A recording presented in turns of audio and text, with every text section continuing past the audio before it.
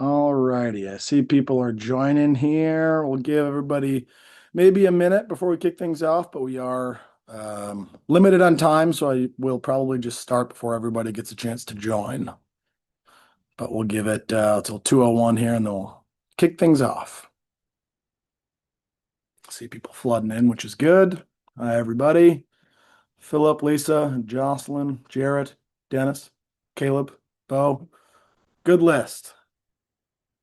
All right, let me get my Q&A opened here as well.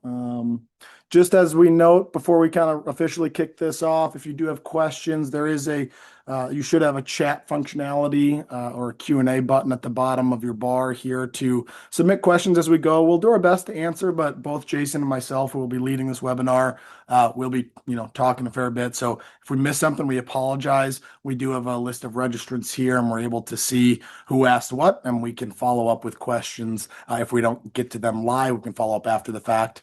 But with that, I think we're good to kind of kick things off here. So one other thing I'll just mention before starting to share my screen is there will be a recording of this webinar. We'd love it if you can stick around till the end, of course, but we understand everyone's got their day jobs and obligations. So if you do have to leave, please feel free to just reference the video that will get sent out after the fact, follow up with questions. If you don't get access to it, our email information should be on the link to this invite, so you can reach out that way too. So that's kind of my intro spiel here. And let's get into it. I see that we've got 15 people joined. I'm sure a couple more will flood in as we go. So I'll share my screen. All right. So as I mentioned, this is it's a webinar, so it's a lot of us talking and you listening. But if you do have questions, put them in the chat. The focus today is really to introduce ourselves, Loop ERP, our team, and then most importantly, the product. We are going to spend most of today's time on an actual demonstration of the product, but there's a few bits of intro that we want to cover here, and I'm just starting a timer because I will inevitably probably run long as I tend to on these kinds of things. I get excited about what we're talking about, and so I can ramble a bit, but I'll let the timer kind of guide me. So today, covering Loop ERP, how we help scrap metal recyclers and recyclers in general unify their software systems. A lot of times this industry has disparate systems, accounting, finance, some sort of CRM or billing software, and we're trying to bring all those things together into one application, one true ERP, and that's what we're going to cover here today, as well as show you a few practical ways that we've implemented AI. And Jace, just to confirm, you are seeing my slide here. Jason? Yep. Okay. I see the thumbs up there. Just wanted to make sure everything was sharing good. So what is Loop ERP? A little bit about us just for the appropriate context.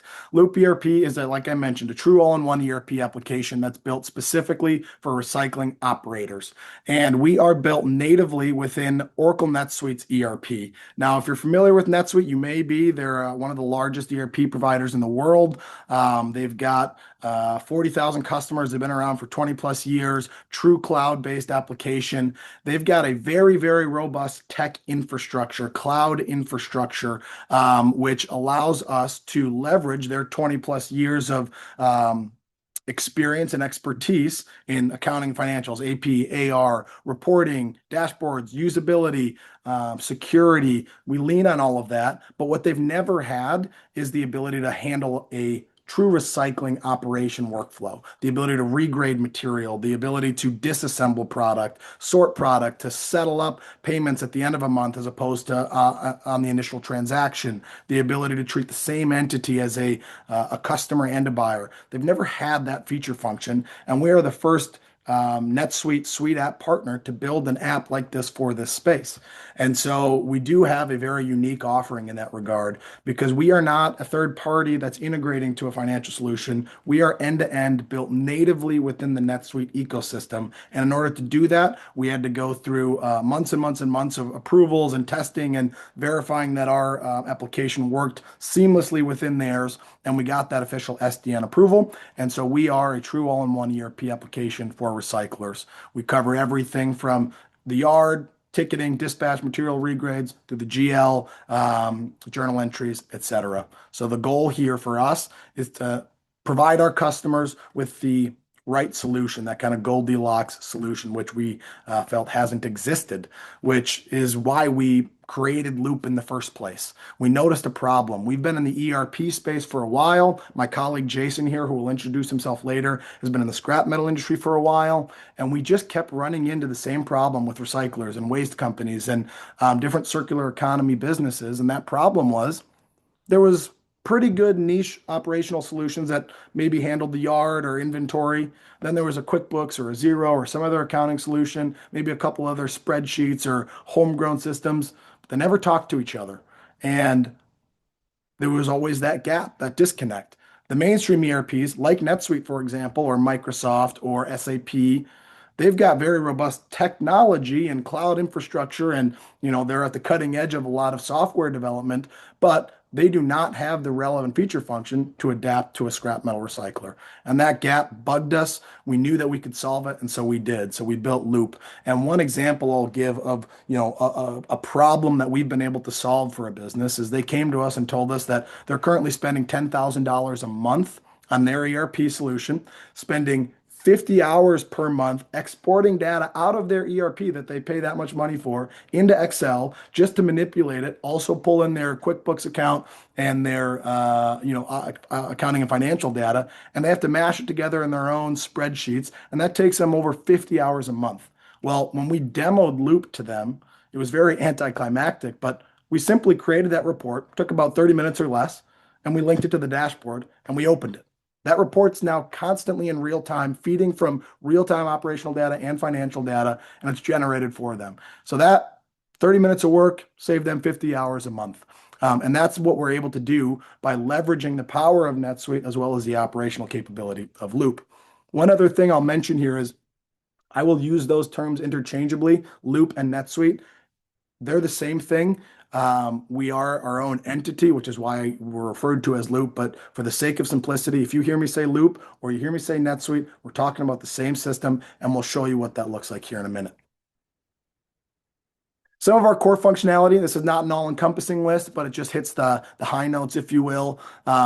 We've got operational feature function from inbound, outbound tickets, inbound, outbound dispatch, yard operation, production, material regrades, mobile application. We've got very detailed inventory management, lot traceability, lot genealogy, serialization, and very advanced inventory reporting. The core accounting and financial backbone of our system is AP, AR, automated reconciliation, automated settlements, payments and netting, detailed financial reporting, full auditability, audit trails. It's multi-tenant, so you can have as many subsidiaries or locations in one tenant as you need, as long as it's within that home country. Multi-currency, if you do have international operations, can allow for intercompany transactions. We've got a pricing module, a brokerage module, which we'll touch on briefly today. And then we've also, like I mentioned, incorporated some practical use cases of AI, which we'll show you here in a little bit. As important as the product itself is the team. And we have what I believe to be a very qualified team for this sort of endeavor. Myself, Ryan McQuillan, head of business development here with Loop ERP. I've been in and around ERP systems for over 5 years now. I've worked at NetSuite Direct. I've worked for partners. I've worked here at Loop for a number of years. And my role is to help guide companies through the evaluation and find the right configuration of software applications for them. And in many cases, that is Loop. And if it's not, I'm perfectly happy to guide people in the right direction. We've got our founder, Zabe. He's the founder of multiple businesses. He's been in the ERP industry for over 25 years, worked at SAP, Oracle, Microsoft, NetSuite. You'd be hard pressed to find someone more qualified in the ERP space than Zabe. He even wrote a book on NetSuite, which was before the dawn of AI. And so he wasn't able to lean on AI to kind of type it for him. He did that by hand, which is published, and you can get that on Amazon if you're interested. And then Jason Riley, who's on the call with me today, I'll let him introduce himself a little bit later, but just for a quick overview, he spent 20 years in the scrap metal and recycling industry, working for Sims Metal Management, Yaffe companies, a few other smaller yards along the way, working machines, working in the yard through management, also worked at another software provider in the space, helping to develop their product, he is really the brains behind Loop ERP. He's taken his true 20 years of firsthand experience and built a product that he wished he would have had when he was working in those yards. So we've got ERP covered, we've got industry covered, and then I'm just here along for the ride, so to speak. So today's agenda, getting over to the demo portion here with the remaining 50 minutes that we have. I'm going to start with a general overview of just NetSuite's user interface, how it looks, how it feels, user management, show some dashboards, KPIs, do a quick intro to some of the financial features, but the majority of the demo is going to be focused on the operational feature function, showing a workflow from PO to dispatch to outbound through production, and also accounting for inventory management, reporting. We'll touch briefly on the brokerage module. And then the mobile app's actually a really important piece here that we're going to save till the end because it kind of everything leads up to that in some way. And so if you're able to stick around, I think you'll see a lot of value in what that mobile app looks like. That's really meant for the end users, the people in the yard, the people that really just need a simplified interface that don't want to be bogged down with, all the fields and data that can be captured in Loop, just need a really simplified user interface. We'll show you that here at the end, as well as a new AI feature that we just launched as well. So with that, I'm going to stop the presentation here and jump in to the demo. I'm not seeing any questions yet, so I assume we're good to keep going. So when you log in to Loop ERP, you are going to be immediately brought to the home dashboard. Now, the dashboard is your home base. This is where you're going to spend a majority of your time. And the reason is you're able to personalize this dashboard to you specifically. Loop ERP is a role-based system that allows for what we call segregation of duties so that a scale and camera operator doesn't have access to the balance sheet. We set up those security permissions based on the role so that nobody has access to what they don't need, but they have full access to everything that they do need. It's also going to allow for every role within the system to be personalized to the unique nature of that role. So a CFO or an accountant, they're going to be more focused on, income statements and balance sheet, whereas operations managers, inventory managers are going to be more focused on inbound, outbound dispatch, inventory, production movements, etc. And so you'll see here that all of the data on your home dashboard, everything that you have access to, all of the approval workflows are mapped to the individual role. So I'm logged in as the administrator. Administrators full access. They can see everything. I'll come back to this role in a minute, but you'll notice here as I switch to the CFO, and you could imagine a COO or an operations manager, or an accountant. All of those roles will be listed here under this drop-down menu. I'm going to switch to the CFO role, and you'll see here that my page is going to refresh. You would not have access to the ability to switch between roles unless you were an administrator, but for the sake of the demo here, I want to show you that everything on the dashboard is now configured to the CFO. So our reminders are going to be focused on bills to pay, invoices overdue, quotes to approve. Our KPIs are going to be based on cost of goods, expenses, profit. We've got access to bank reconciliation here right on the home dashboard. This is pulling information from the underlying data set live onto your dashboard. So everything you see here is in real time. Because we're a true cloud application, you've got access to all of this information anywhere in the world that has an internet connection and a browser. So when you log in on your phone, tablet, computer, anywhere in the world, you're able to see real-time information about your business. Everything on this home dashboard is personalizable. You can drag and drop widgets around to get visual of what you want to see, what you want to prioritize. Every one of these widgets is also editable. Click the ellipses here. You click set up KPI indicators. I want to remove bank balance. I want to remove COGS, or I want to add standard KPIs. There's a huge list of pre-built standard KPIs that you can simply drag and drop onto this KPI dashboard. And when you save it, it'll refresh and it'll pull that information into you. Again, you can further personalize by looking at a KPI meter based on inventory, COGS, expenses, etc. You can change the format of the graphs should you choose. Very flexible. We want to cater to your personal preferences. We can further personalize this dashboard with a big selection of additional widgets. All of these things come standard with the product. You can link your calendar. You can create custom searches. So if there's reports or information that you're constantly finding yourself searching for, you just simply drag a saved search onto the dashboard. You set it up to pull that data on your dashboard for you. That way you've got instant access without needing to go clicking around or toggling through the drop-down menus, etc. Another very useful tool of the home dashboard is the subsidiary navigator. For companies out there that have multiple locations or multiple legal entities, you've got the ability to consolidate all of those entities into one parent location or drill down into an individual location or subsidiary. And again, as long as it's within the US, you have the ability to add as many subsidiaries as you want at no additional cost. If you have international subsidiaries, there is a slight added cost to it for an additional module, but the feature function remains the same. You can have 100 entities across the world, multi-currency, multi-tenant, and you'll have the ability to set up segregation based off of individual location or consolidated view. And everything on this dashboard will be specific to whichever your location is or whichever preferences you set. So if I wanted to drill down into one of my entities, I simply click Honeycomb Manufacturing, and you notice that all of these widgets now refresh in real time, showing me exactly what's going on at that entity. So the information is the same, it's just specific to that entity, giving you, again, instant access to the things that matter to you most, saving you a lot of time. Think back to the idea of the report that I mentioned. We were able to create those reports that someone was spending 50 hours a month on. We created it. We linked it to their shortcuts here. You can drill down into anything that's blue and has a highlight on it. If you wanted to save that report, Loop ERP invoices to collect, you simply open it in a new tab. You want to understand inventory as of today, you simply click into it, open it, and you don't have to do it in a new tab. I'm just doing that for the sake of the demo here. And right away, within the click of a button, you've got access to that information and the underlying data. The ability to continue to drill down into the underlying material or values, you can just keep clicking into what you need and it brings you to the relevant location.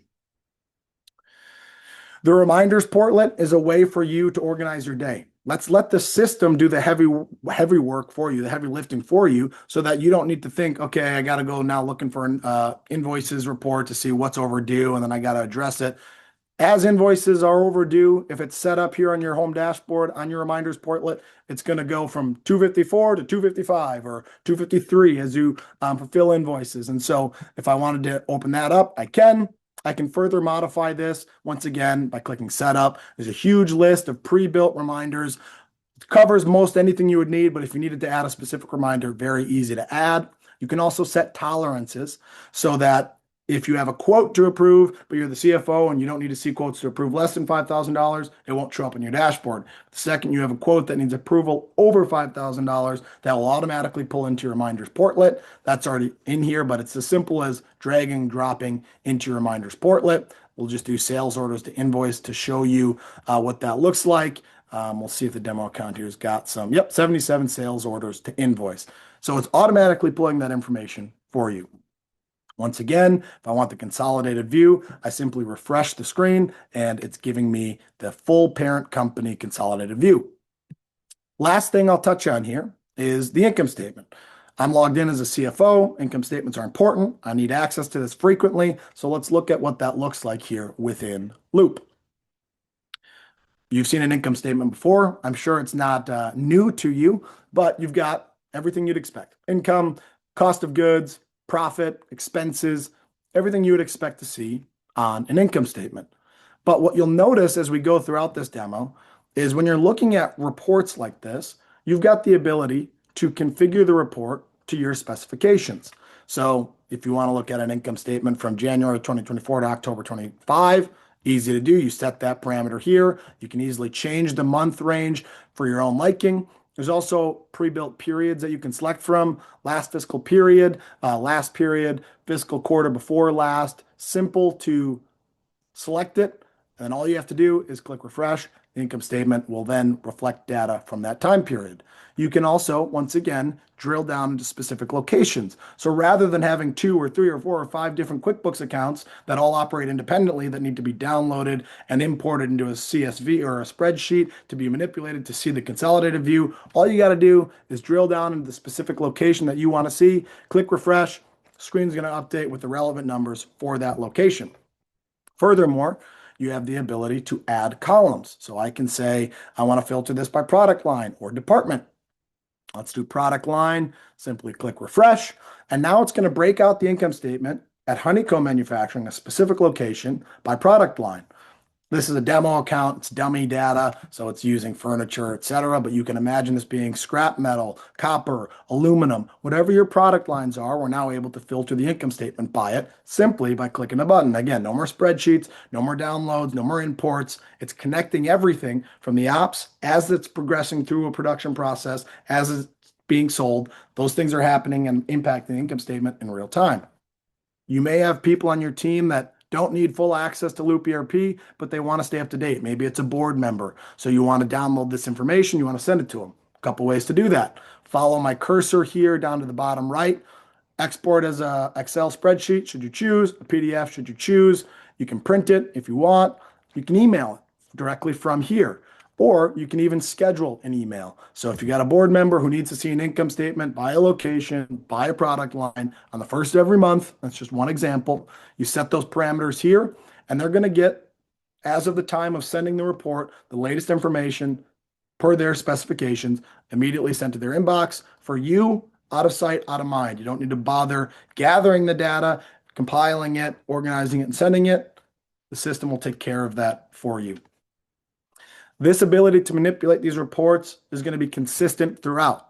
If there's something here that you're not seeing, if you need to modify a report, all you got to do is click the customize button. I'm not going to get into that right now because we are already a little bit short on time. I've gone a little long like I typically do, but there is the ability to very easily edit. You can add new columns, you can adjust the rows, you can configure this report to your needs. And throughout an implementation of Loop ERP, we're training you how to do those things so that by the time you go live, you know how to use the system. That's a key metric of success, obviously, throughout the implementation.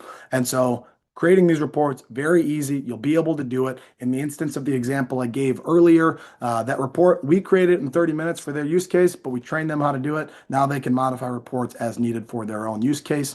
And it's very easy to access it. If I wanted to save this configuration of this report, I simply click add to shortcuts. Now it's going to live on my home dashboard. Also, it's going to live within this drop-down menu of shortcuts. So the things that you need access to quickly and often, this is where that can live. So that is the end of my introductory spiel. You'll notice navigationally that it's going to be very consistent as we get into the ops side, but now we're going to get through, now we're going to go through a workflow of receiving material, processing it, managing the inventory, selling it, etc. And for that, I will hand over to my highly qualified colleague, Jason Riley here. Thanks, Ryan. Appreciate that. Can you hear me okay, Ryan? I can. Alrighty, let me share my screen now.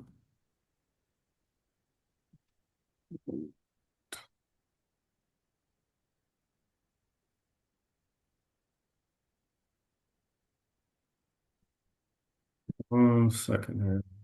All good.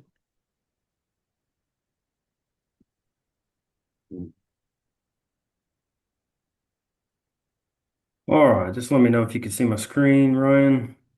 I am seeing it. Let me get rid of this Zoom stuff here. All right, so Ryan did a little bit of an intro for me. Jason Riley, I've been with Loop ERP now going back. Goodness, we've been at this for a couple of years now, Ryan. But started back in 2021. Before that, prior to that, I was with another software company helping build out their 2.0 module, if you will. But I really started my career in the central United States, Fort Smith, Arkansas, actually, to be exact, with the Afi companies and through their management training program, boots on the ground, kind of learn the trade, and back in 2018, that's when I transitioned to software. So been here a while, been doing this a while, and like Ryan said, if I would have had the tools necessary back when I was managing yards, my life would have been just so much easier. So one of those tools as I go into this is something we just came up with not too long ago, and it's a document processor for you. There's a lot of times where some of your suppliers will send, a bill of lading packing list. You got to create the appropriate documentation in the system. So that's kind of what I'm showing right now. Just a way to, Ryan, if you will, speed up the process of creating this document. So I've got this document processor that we put in to Loop ERP, and I'll just pull up a purchase order here. And through OCR technology, this is going to create a purchase order. And think of it this way, any document that we put in, we can create just about anything we need within Loop ERP. We can create a purchase order, we can create a sales order, we can create a dispatch ticket or an inbound material receiving ticket with just this scanning of a purchase order. So I can easily, within a matter of seconds, create a purchase order that can be dispatched off of, create an inbound ticket, so on and so forth. And Okay. one thing I'll just add there too, and the reason why we added this, and this was actually a customer recommendation, we're very open to any and all suggestions to improve the product as we move along.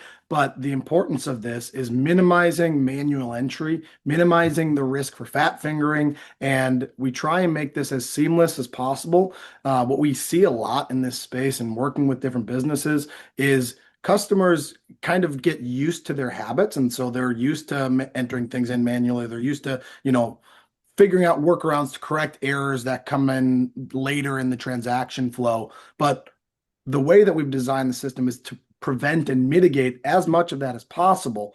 And so this is one way that you simplify the amount of manual work that needs to be done, you ensure accuracy, and then the relevant downstream transactions are now automatically going to be created with that data carrying over as well. And Jason will cover that as he continues to progress here.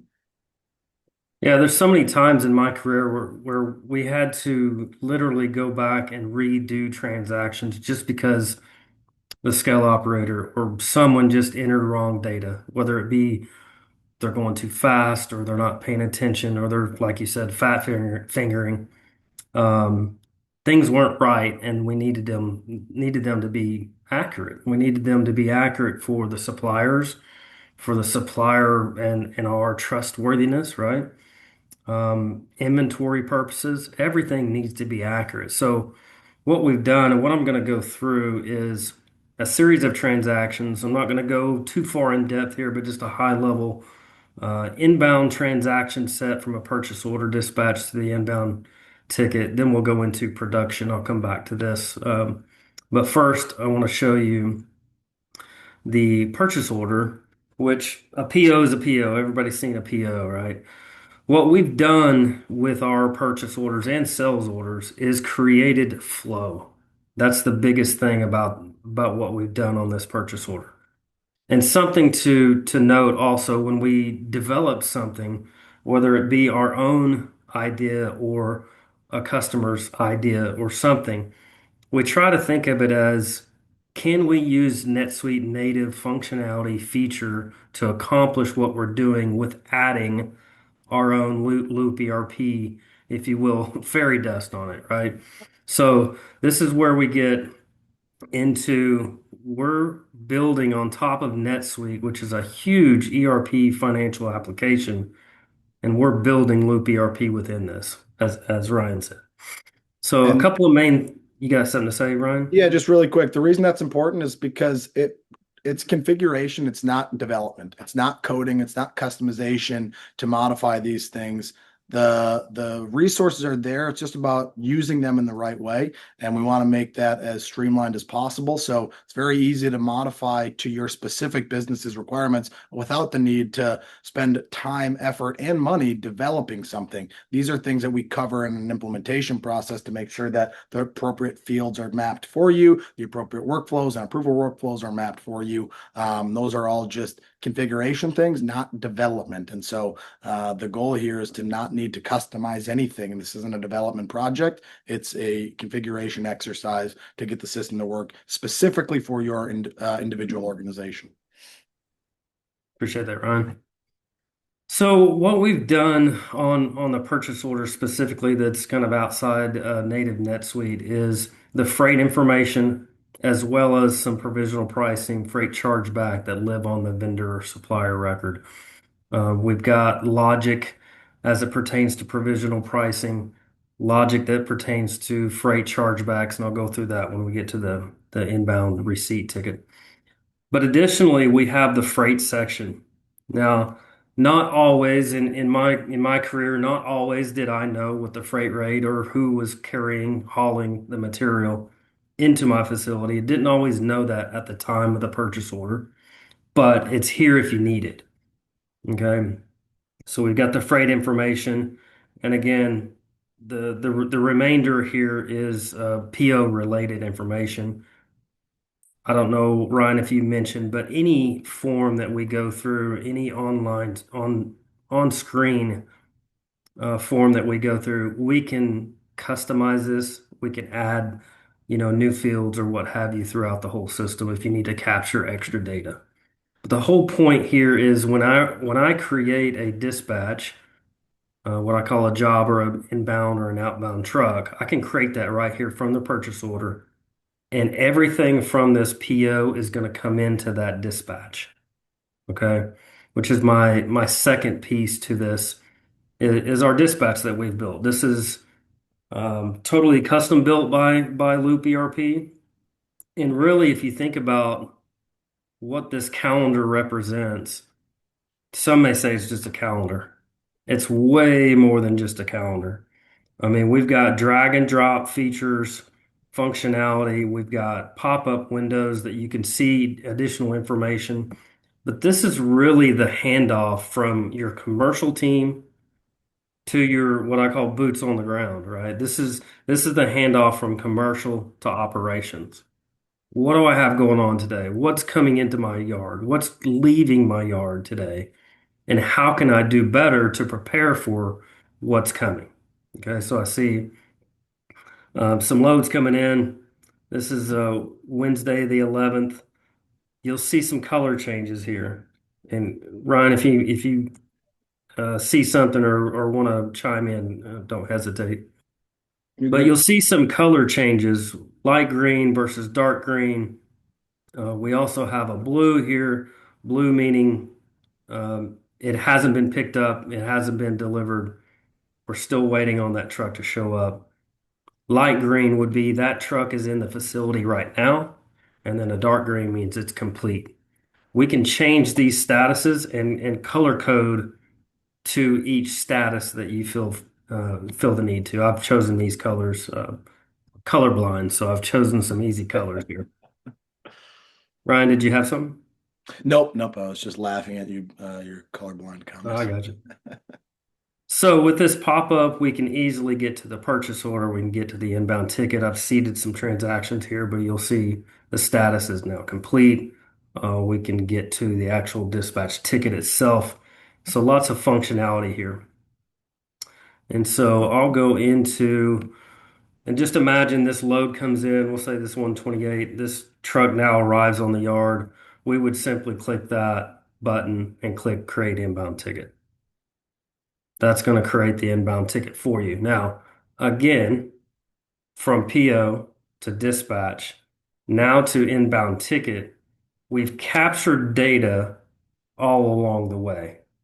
And all along the way, it's coming in and feeding into our inbound processing ticket or inbound receipt ticket, whether it be some additional supplier information, the freight information. I don't have a freight rate on this particular transaction, but we can enter carrier information, trailer number, truck number, all of that stuff. If I did have a freight rate on this inbound ticket, this is where it gets more granular that, in my opinion, scrapyards aren't doing this today.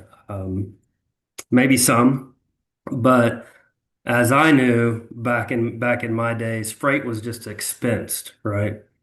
It was just an additional cost that you put into a spreadsheet at the end of the month to figure out, well, what was my true cost of goods sold.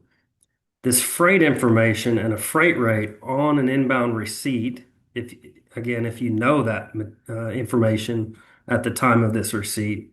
You can enter that here, and it's actually going to go into the landed cost of the material.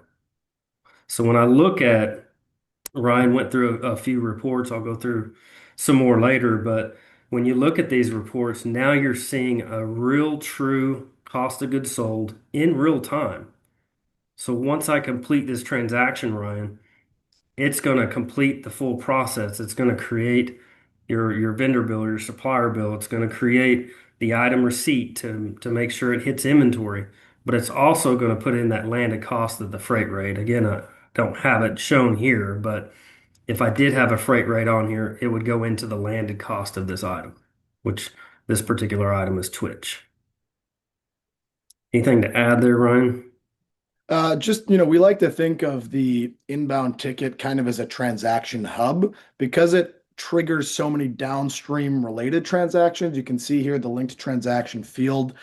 It's automatically linking to the relevant transaction. And as this moves throughout the flow here that we're following, these things are continuously updated in real time so that you have the most accurate information at every level of the process. Once again, minimizing manual entry, creating more efficient processes, but also ensuring accuracy, risk mitigation, and giving you the real-time visibility into your financials, into your reporting that you need from an executive perspective. And then the last thing I'll mention here, and this is where things are going to culminate at the end of this demo, is right now we're looking at this in the native kind of browser mode, but there are going to be people in the Yard app that don't need access to all the fields and drop-down menus and links, etc. They just need a couple quick buttons to enter so that they're really fast and efficient and it's a simple process. And so these things will also map to the mobile app as well so that people in the Yard aren't bogged down by, unnecessary fields and forms, really simplifying that process, but we'll touch on that at the end. Thanks, Ryan. Also, you'll notice on this inbound ticket, we've got a 50% freight chargeback. So in the case that this did have an inbound freight charge, it would actually create an invoice back to this ABC Metals for 50% of the freight rate. Okay. No more spreadsheets, no more, 2 weeks down the road, we create this bill. You can create it automatically with this transaction set. Okay. Now you'll see the linked transactions again. Everything's linked right here, nice and neat for you. You could see that this ticket is complete. It created an item receipt. It created a supplier or vendor bill for this material, and we know this transaction is now complete. Okay. Really quick, Jace, there was a Yep. question that was asked. I know we're already short on time, but the question is a PO versus a receipt one-to-one, or can one receipt have multiple POs? I think that's backwards, possibly. So you can have a PO with many different receipts on that PO. It depends on how large you make the PO. Usually a PO is generated once a month. That's on the fair side. So if you're doing, you know, this 10,000 tons of steel in a month, it would usually be for that month. But yes, you can create many different inbound receipts from one PO. Perfect. And you can also I have answer that? yeah, that's good. And you can also have purchase contracts as well to release multiple POs against an overarching contract as well. So hopefully That's that answers. correct. So if you got a industrial supplier that is a year-long contracts, you can create a purchase contract and then create child POs um, to basically line them up with each month's POs. Okay. We do have some the quality tab here where you can actually take in each line item, have a scale grade versus an inspector grade, which could end up changing the line items as well. So we got quality analysis, where we can bring in some information as far as what type of material is in, let's say a barrel, if you got copper chops or you got some mixed aluminum, we can actually break that those components down and say exactly what is on each and every line item. Okay. Scale images, saving, of course, scale connectivity, things like that. But one of the big things that not a lot, I don't see a whole lot of scrap recyclers doing these days is lot traceability, Ryan. And we've got that capability right here with the lot detail. If you set up your items as lot trace, then we could actually dictate where this material goes.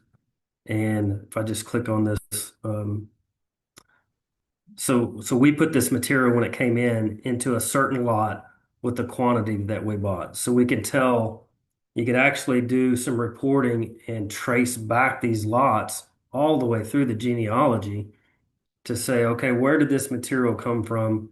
What did we do with it in the middle for a regrade or what have you? And you could really get granular as far as supplier scorecards and things like that, Ryan. All right. That's about all I wanted to show, Ryan, on the inbound ticket, inbound receipt. Anything you want to add here for the audience? I think I'm good. No questions. So keep moving. All right, so what this transaction did once we completed it, again, no manual efforts. We didn't have to create that item receipt to get it into an inventory. We didn't have to create the supplier bill. The system did it for us. That's going to save you guys time. Time is money. Okay. So now once the material's into inventory, I know we got what, 19 minutes here. Ryan, I'm going to go into the regrade. Again, we just went over the inbound. I'm going to go through the regrade cycle here. And this is what we've built out. When I think back of my time and doing these regrades, these production movements, right? Taking copper, number two copper into Bear Bright and number one. That was a one-to-one transaction back in my day. It probably still is on some of these point solutions. It was literally a one-to-one transaction set. So obviously I've got some header level detail. Again, we can add whatever data points you need up here.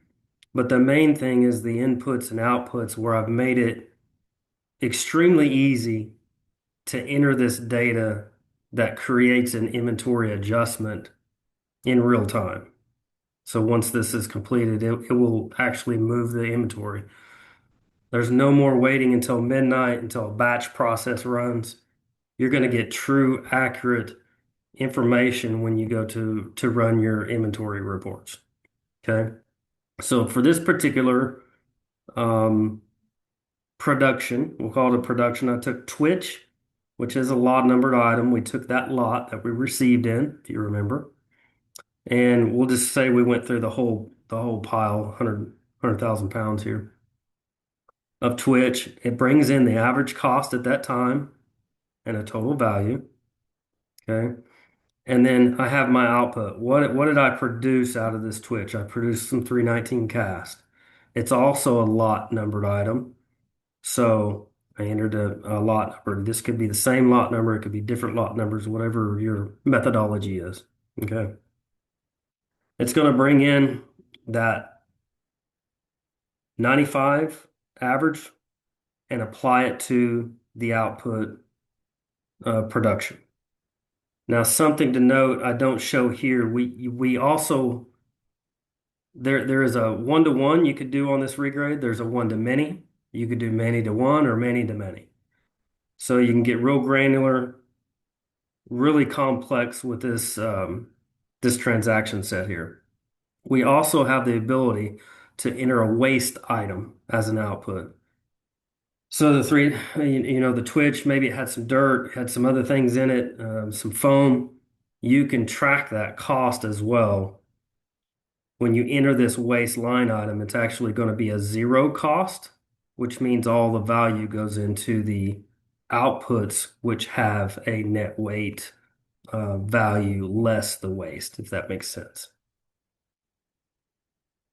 That makes sense, Ryan, to you, the way I just explained it? Yeah, it does make sense to me. Yeah. And you may cover this in a moment here, but there was a question that came through that said, can we still track the lot if we change the bin number after we did the regrade?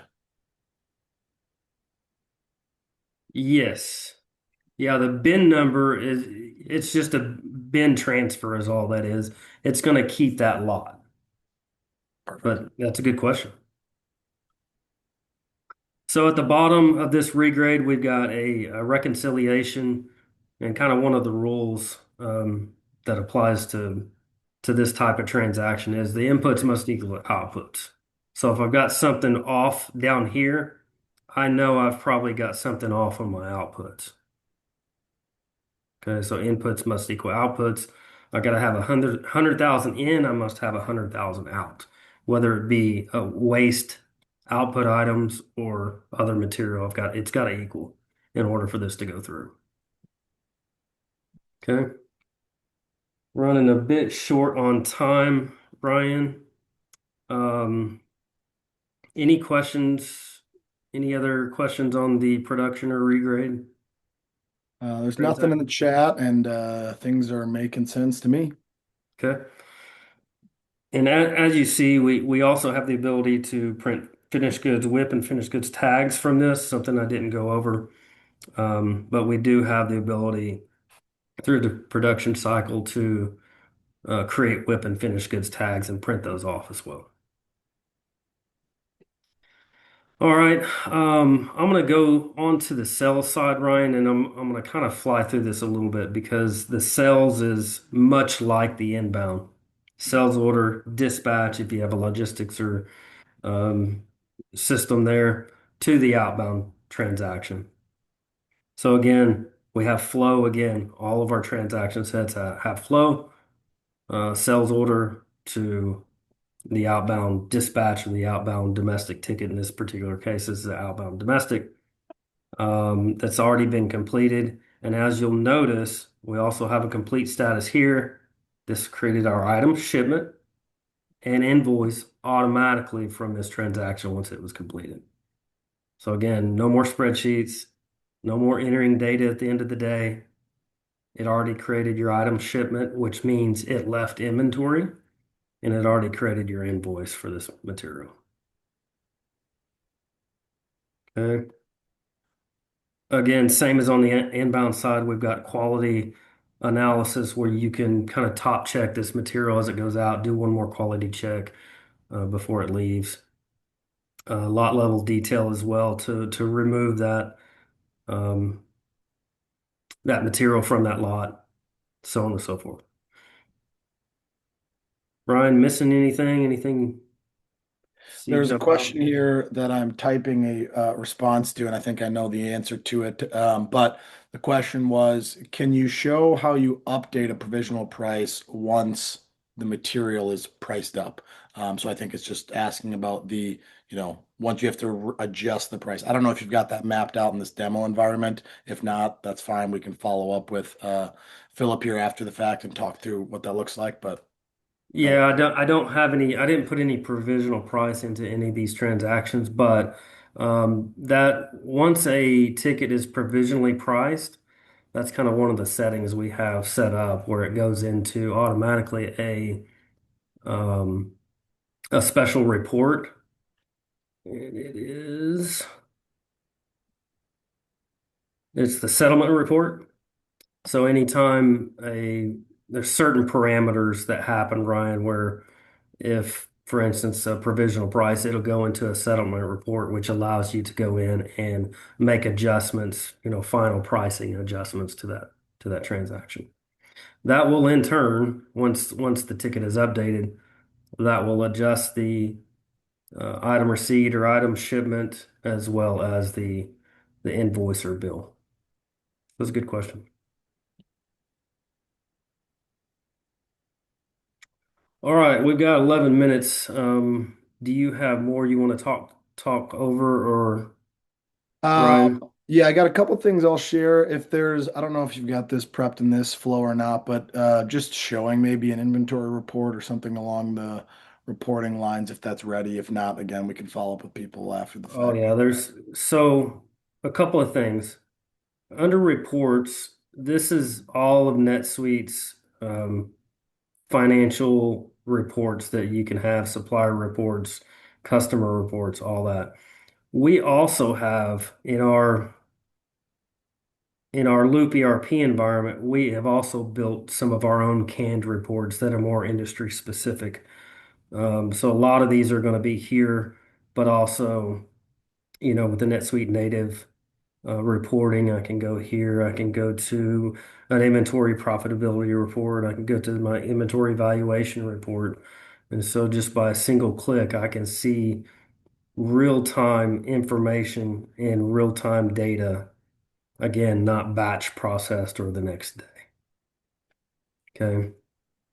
Something else that we have built, it's more on the analytics side, Ryan. And I didn't hone in on that specific lot number that we were using a while ago, but we have a lot genealogy tracing report where you can capture purchases, regrades, or production and sales for a specific lot number. So I can literally go in here, I can add a filter by that lot, and I can trace back these lots all the way back to the supplier. Yep. So And for pretty everyone's powerful stuff. Yeah, for everyone's reference too, we did recently do a more in-depth demo of this process and what it looks like. So if we can get permission with the people that we demoed with that, feel free to, this is kind of a cliche nowadays, but either follow us on LinkedIn or on our YouTube channel. We post videos of these kinds of demonstrations. And so if we get that approval, we'll post that to our YouTube channel where we'll have a database of videos showing some of this more detailed, granular look at reports and feature function beyond this kind of high-level overview as well.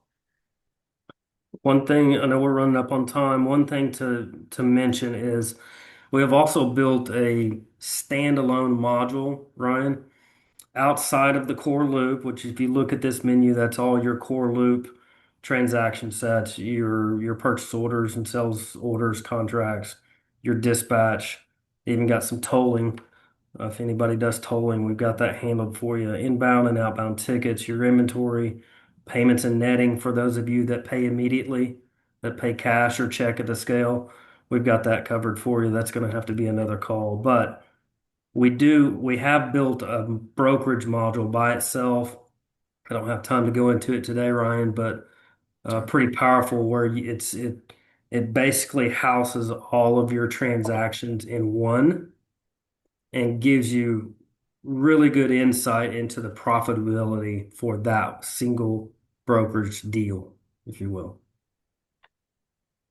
Okay. Perfect. I'll hand it over to you, sir. Yeah, one other question that I had, which is related to someone who I actually don't know if they're on this or not. They mentioned would join if they can, but it was a conversation I had just the other day with a recycler who was asking about tolling, and so you don't need to show it, but just maybe speak to some of the tolling feature set, and then I'll take over and show a little bit more, and we'll wrap up.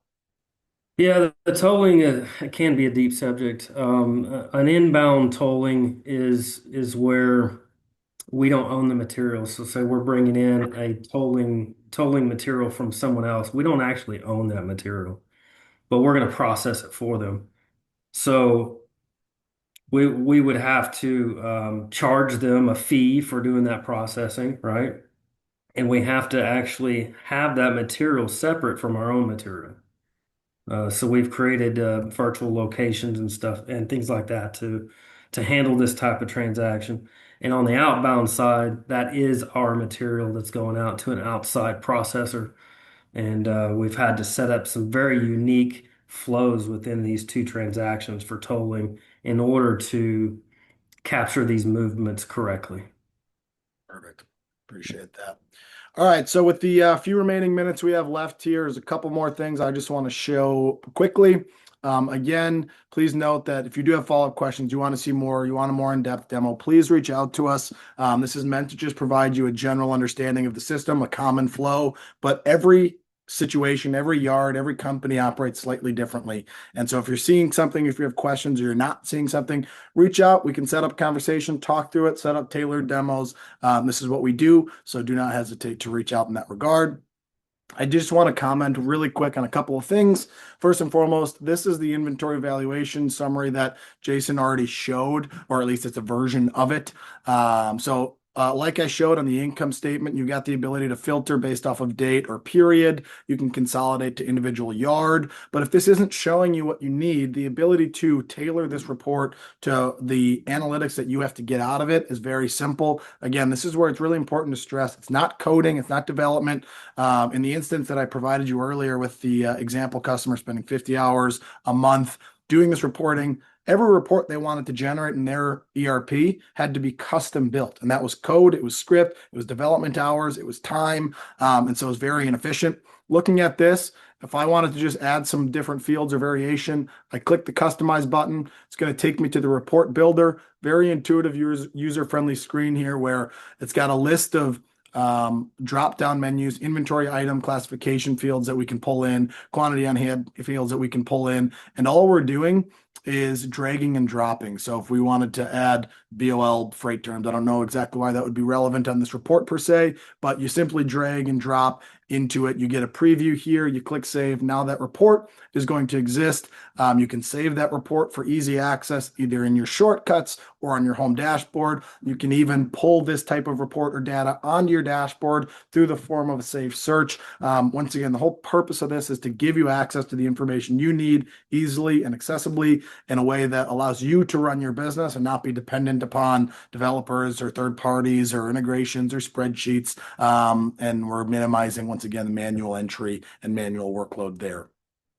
So the mobile app, I'm going to And switch just over. remember Yeah, on the reporting side, if the data is in the system, we could build the report around the data. exactly.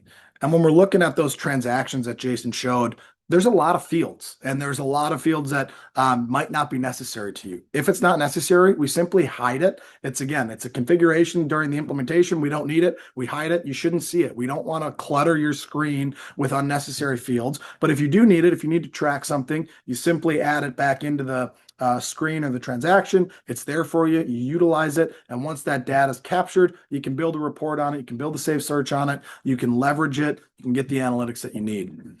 And to piggyback off of the, let's say, somewhat, nuanced view of the system with all the drop-down menus and fields and navigation elements, that's going to be really important for people in certain back office roles. It's going to be important for executives to be able to get the data that they need.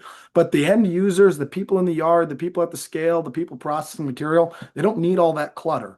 And they need something that's easily accessible on a mobile app like a tablet that they can carry around with them in the yard, take pictures with it, attach pictures, upload pictures, but also be able to process these transactions in a mobile-friendly, user-friendly way. So we minimize the amount of clicks, we minimize the amount of screens and tabs for a mobile interface. I'm obviously displaying this on a browser here on a computer, but this would be how it looks within, a tablet. And you've got the related transactions that we've already shown. So you can click in here, you can see what inbound tickets are open versus closed. You can simply create a new ticket, add in your basic information. We can modify these fields as necessary, select the status, add the supplier info, add the freight info, add the ticket lines. Very easy to add lines here. You select the items, the pounds, the gross, the tare, the net. And all of this is in real time, still updating the overall system so that those dashboards for the executives are accurately reflecting material we have on hand, inbound, outbound loads. Same is going to be true with whip and finish good tags. See what we have here. Same is true with the regrade list, the list of all the in-process regrades, who's assigned to them.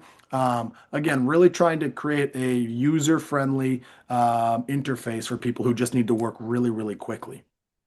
Something to add to this real quick, Yep. Ryan, is you may not know, but we've actually added the ability on inbound tickets to capture photos, right? That's normal with every point solution, but we've gone a step further with AI, and our system can actually take a photo of what's on the scale and give the user feedback on what that material is on the scale. So we've had some pretty good success with that. Yep.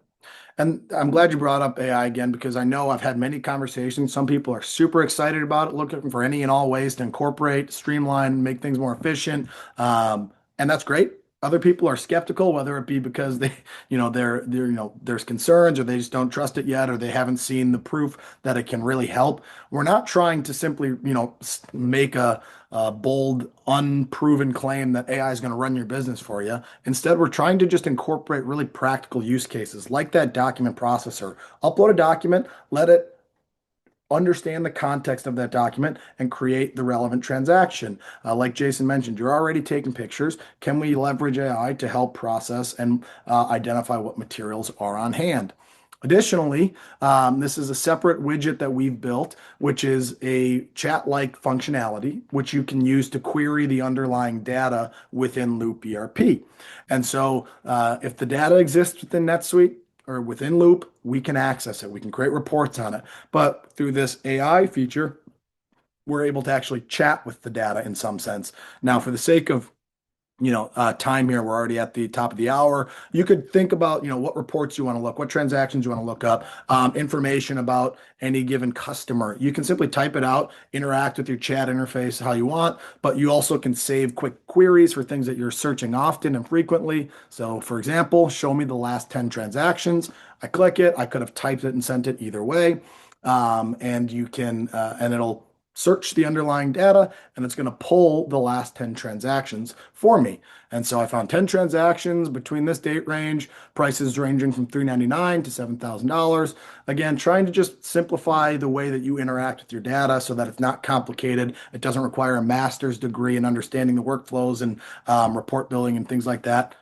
The data is there. We can query it. We can build this. You can interact with it. You can even get insights from this. This is interfacing with an LLM. Claude is the one that we use. We believe it's best and brightest, but you actually do have the ability to choose which underlying LLM you're using. And you can ask this questions. And because I don't trust myself to type live, I'm showing you the same thing where it's show me the last 10 transactions. And then in this instance, I typed, help me analyze this from the perspective of a CFO.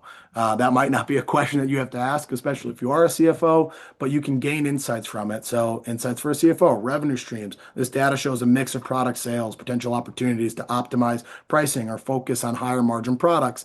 And so, again, just allowing you to more easily access and engage with your data. I saw a question come in here.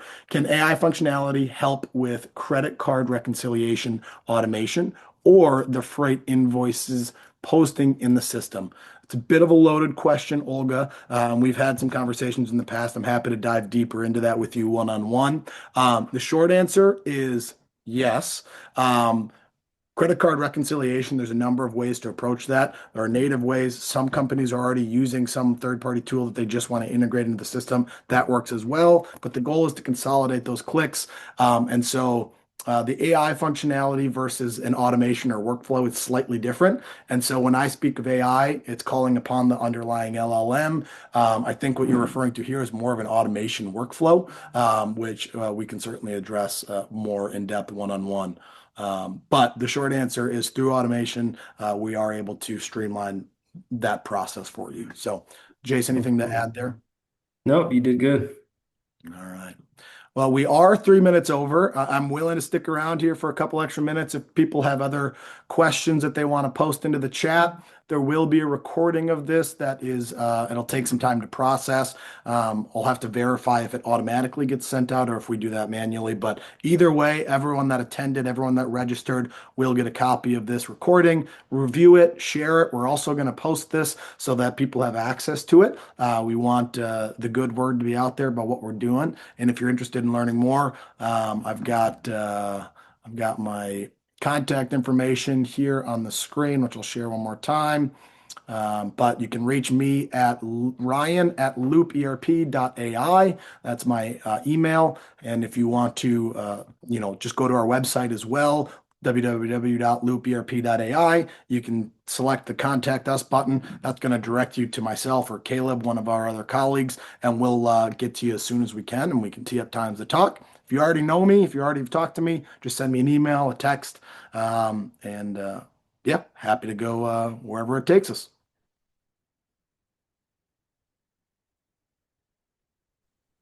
Not seeing any other questions coming in. We are about 5 minutes over, so I'm going to let the clock hit 3:05. If I don't see anything by then, I'm going to go ahead and shut her down. Good job, Ryan. Likewise, Jace, we actually did pretty good on time. We only 5 minutes over. Only 5 minutes. Usually it's 10 or 15, right? Exactly. It's normally my fault. Philip, appreciate you joining. Thank you. Follow up with any questions. I see your chat here, and we've hit the 3:05 mark. So I'm assuming there's no other questions, and I will hopefully hear from some of you soon.